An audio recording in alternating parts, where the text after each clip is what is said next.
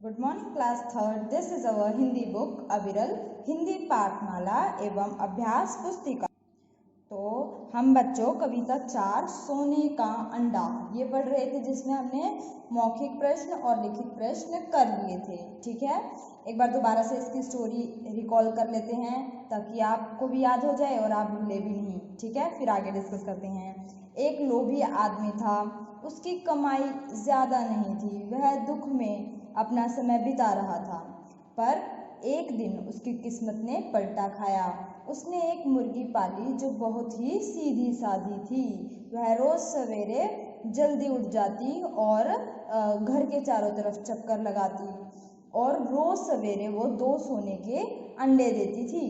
और सोने के अंडे पाकर जो लोभी था बहुत अमीर हो गया और बहुत खुश हो जाता। उसके मन में एक लालच आया। क्या लालच आया? उसने सोचा कि यदि मैं मुर्गी का पेट काटकर सारे अंडे एक साथ निकाल लूं तो क्या खूब माला माल हो जाऊंगा।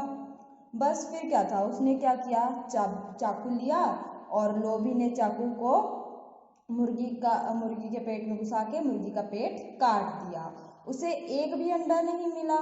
वह रो रो कर बहुत पछताया। अंडा कहाँ से मिलेगा जब उसने मुर्गी को ही मार दिया, तो मरी हुई मुर्गी थोड़ी ना अंडे देती।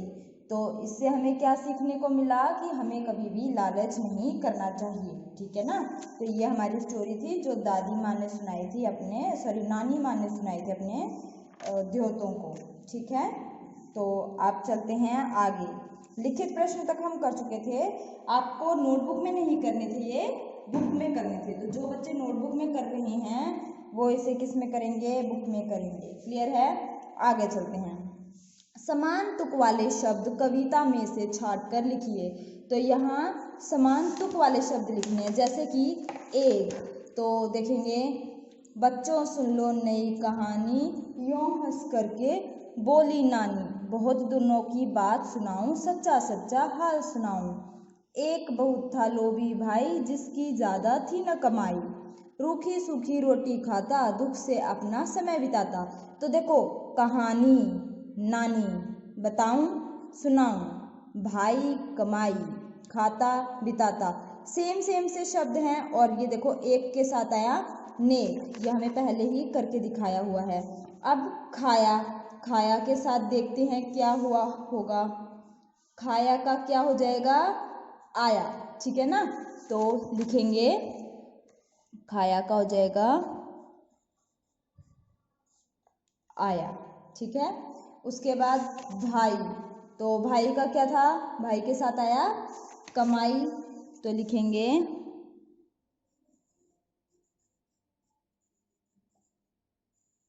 भाई के साथ हो गया कमाई। सवेरा, तो देखेंगे ये रहा सवेरा, और सवेरे के साथ हो गया फेरा। सवेरा, फेरा। सेम साउंड वाले शब्द लिखने हैं। जो राइमिंग्स वर्ड्स हमने सीखे थे उनको हिंदी में बोलेंगे समान तुक वाले शब्द। ठीक है ना। तो सवेरे का क्या हो गया? फेरा। सवेरा, फेरा। पाता, पाता के साथ शायद खाता था, देख लेते हैं एक बार, कहाँ है पाता।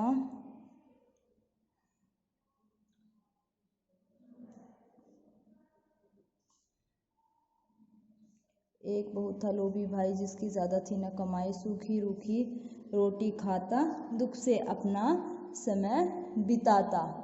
तो हमें हमारे साथ था पाता था, तो पाता के साथ हम कुछ भी लिख सकते हैं। पाता के साथ खाता आ जाएगा, बिताता आ जाएगा। ठीक है ना। और यहाँ पे दिया भी हुआ है, पाता बिताता हो गया, लाया, पाया, पछताया। तो हमारा शब्द था पाता, और पाता के साथ हम कर लेंगे बिताता। ठीक है ना। पाता, बिताता।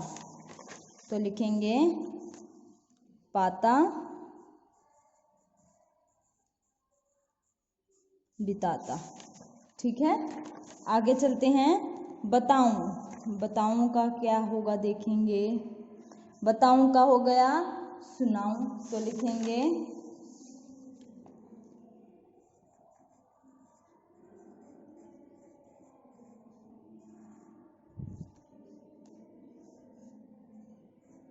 ठीक है, ये हुआ सुनाऊं। आगे चलते हैं। नीचे दिए शब्दों को अपने वाक्यों में प्रयोग कीजिए। तो अपने आप बना के वाक्य लिखने हैं यहाँ पे। पहला है सूखी खुशी खुशी। तो खुशी खुशी का सेंटेंस क्या बना सकते हैं? जिसका जो मन करे वो अपनी मर्जी से सेंटेंस बना लेगा। हम एक कॉमन सेंटेंस ले लेते हैं। तो कहानी में क्या था? लोभी खुशी खुशी अपना समय बिताने लगा। जब मुर्गी सोने के अंडे देने लगी तो लोभी खुशी खुशी अपना समय बिताने लगा। तो क्या लिखेंगे? लोभी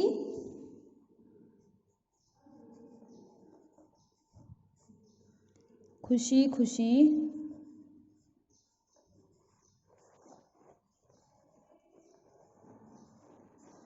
अपना समय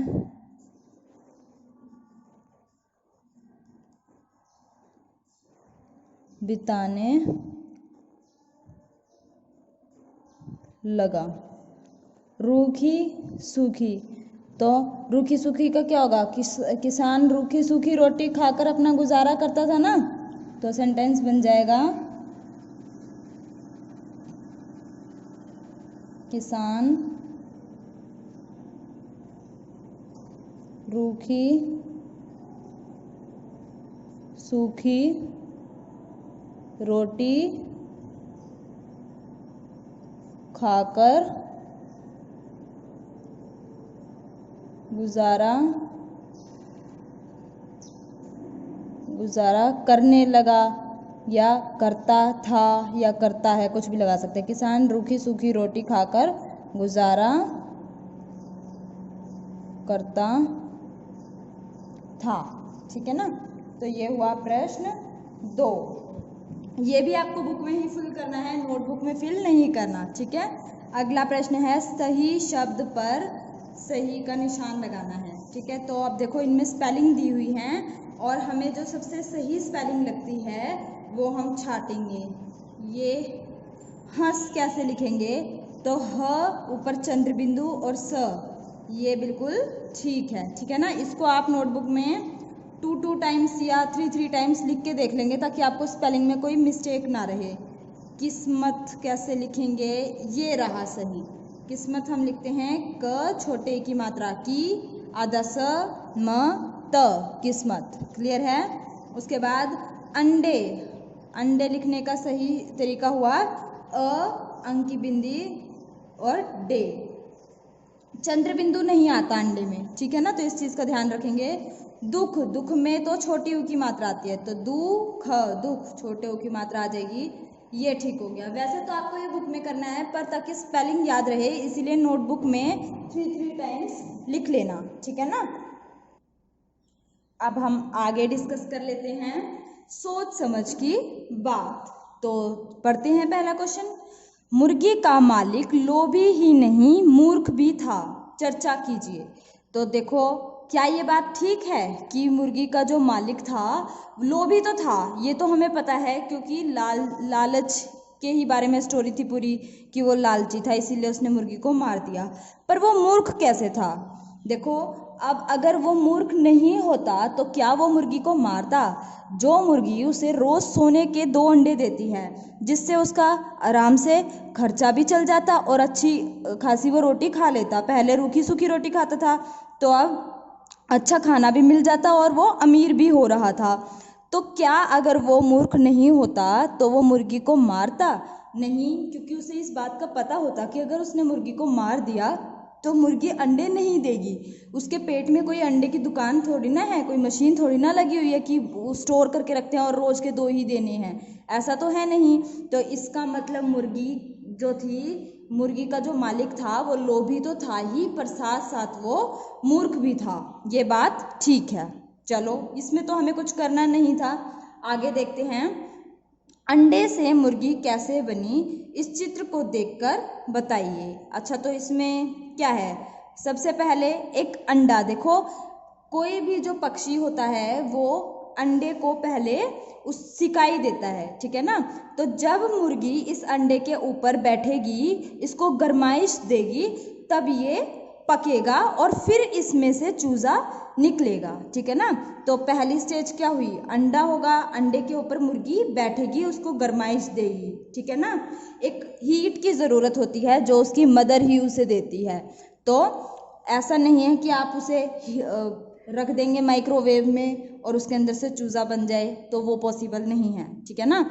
तो मुर्गी अंडे के ऊपर बैठेगी, फिर जब वो मैच्योर हो जाएगा अंडा, फिर उसके अंदर से चूज़ा बाहर निकलेगा और वो धीरे धीरे दोबारा से मुर्गा या मुर्गी बन जाएगा, ठीक है ना। तो ये हुआ अंडे के बनने का प्रोसेस। तो इसमें भी हमें कुछ नहीं करना था। अब हम आगे भी डिस्कस कर लेते हैं। अब आप तितली के जीवन चक्र को सही क्रम दीजिए। अच्छा, तो इसको भी देख लेते हैं। ये है प्यूपा, इसको हम बोलते हैं लार्वा और हिंदी में झिल्ली, ठीक है। ये बटरफ्लाई या तितली और ये एग या अंडा, ठीक है। तो देखो तितली तो फाइनल स्टेज में बनेगी, तो मुझे ये पता है ये सबसे लास्ट में आएगा, ठीक है। इसका प्रोसेस क्या रहेगा, सबसे पहले अंडा होगा, ठीक है ना, और अंडे में से क्या बनेगा, अंडे से लार्वा निकलेगा, ठीक है, और लार्वे से क्या बनेगा, प्यूपा, छोटा जो जीव है तितली का बेस। अभी इसके पंख नहीं निकले हैं, पंख बाद में आएंगे जब वो बड़ा होगा। जब हम छोटे होते हैं तो हमारे ऑर्गन्स भी तो धीरे धीरे ग्रो करते हैं ना, हमारे सभी बॉडी पार्ट छोटे होते हैं। जैसे जैसे हम बड़े होते हैं तो बॉडी पार्ट भी अच्छे से ग्रो करते हैं, है ना। तो फर्स्ट स्टेज क्या हो जाएगी, सबसे पहले अंडा होगा, तो इसको हम नंबर दे देते हैं 1। अंडे से यहाँ पे ये क्या है, झिल्ली इसको हम बोलेंगे, ठीक है। तो झिल्ली से अंडा बनेगा, सॉरी मैंने इसका नंबर गलत दे दिया। ये है सबसे पहले झिल्ली, झिल्ली से क्या निकला, अंडा, तो ये हो गई सेकंड स्टेज। अंडे से क्वेश्चन नंबर 3 देखते हैं अब हम। अब आप तितली के जीवन चक्र को सही क्रम दीजिए। तो ये तितली की लाइफ साइकिल है, जीवन चक्र है, यानी कि तितली का जन्म कैसे होता है, उसकी कौन सी स्टेजेस होती हैं वो, ठीक है। तो डिस्कस करते हैं। देखो तितली तो लास्ट में बनेगी, पहले क्या होगा, पहले अंडा आएगा, तो ये हो गया अंडा फर्स्ट, ठीक है। उसके बाद इससे क्या बनेगा, ये लार्वा या झिल्ली इसको बोलते हैं, तो सेकंड स्टेज हो गई ये वाली, ठीक है। थर्ड स्टेज में क्या होगा, वो छोटा बच्चा बनेगा, ठीक है ना। उसके कुछ अंग उभरने शुरू हो जाएंगे, विकसित होने शुरू हो जाएंगे, जिसको हम बोलते हैं प्यूपा। तो ये हो गया प्यूपा, और फाइनली वो तितली में कन्वर्ट हो जाएगी जब उसके फुल बॉडी पार्ट की ग्रोथ हो चुकी होगी, ठीक है। तो फर्स्ट स्टेज हुई, सबसे पहले अंडा, उससे बना झिल्ली, झिल्ली थोड़े समय के बाद किस में कन्वर्ट हो जाएगी, प्यूपा में, और प्यूपा से फिर वो एक पूरी तितली बन जाएगी, ठीक है। तो ये हुआ तितली के जीवन चक्र काल, ठीक है ना। तितली का जीवन चक्र इस तरीके से होता है। तो इसी के साथ आज हमारा चैप्टर नंबर 4 या पाठ कविता 4 सोने का अंडा कंप्लीट होता है। हमने इसके न्यू वर्ड्स भी कर लिए थे, फिर इसका अभ्यास कार्य भी कंप्लीट कर लिया था, भाषा की बात भी हमने डिस्कस कर ली थी, ठीक है। और ये सारा आज हमने कर ही लिया। तो अभी आपको करना क्या है, इसमें क्वेश्चन नंबर 1 करेंगे सबसे पहले, उसके बाद क्वेश्चन नंबर 2 और क्वेश्चन नंबर 3 करना है, और इधर से क्वेश्चन नंबर 3 ये वाला भी करना है। तो ये सारा काम बुक में ही करना है, नोटबुक में आपको कुछ भी नहीं करना, ठीक है ना। नोटबुक में सिर्फ हैंडराइटिंग लिखी जाएगी, उसके अलावा कोई काम नहीं करना, ठीक है। तो thank you and have a nice day.